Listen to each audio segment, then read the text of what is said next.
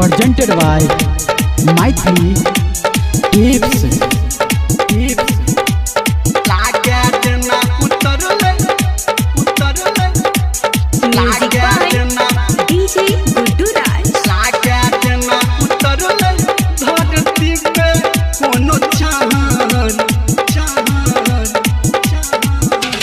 ओढ़नी के रंग पियर तई पे सूट लाल लाल गजरा होट लाल तई पे गोरे गोरे गाल रे।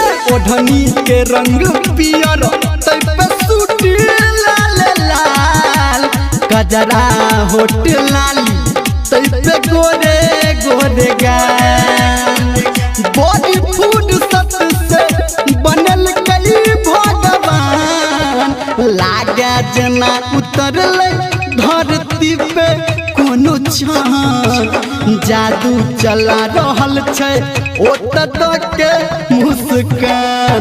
हाँ लागे जना उतरल धरती पे कोनो चान जादू चला रहल छै ओत के मुस्कान।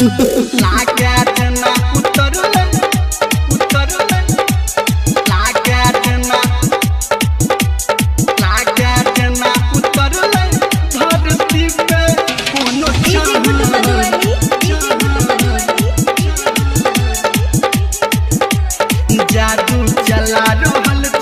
अभी आप सुन रहे हैं धर्मेंद्र निर्मलिया को।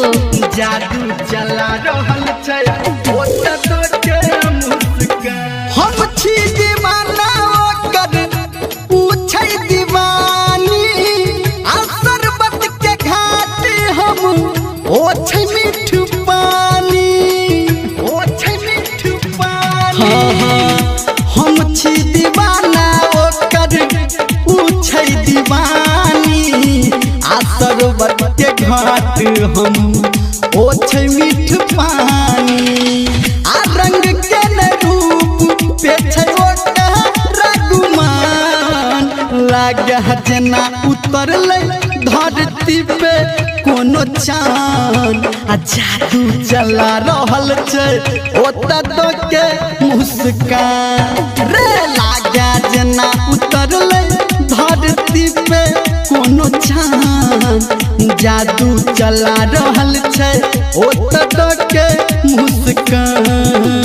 लागे जना उतरल लागे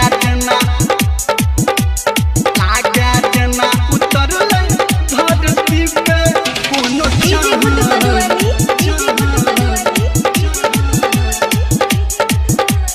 जादू चला रहल छै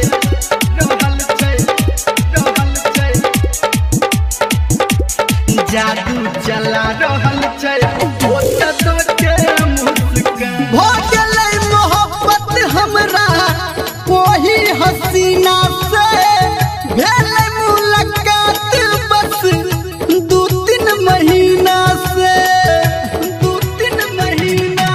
रे। भ गेलै मोहब्बत हमरा ओही हसीना से आ भेलै मुलाकात बस 2-3 महीना से।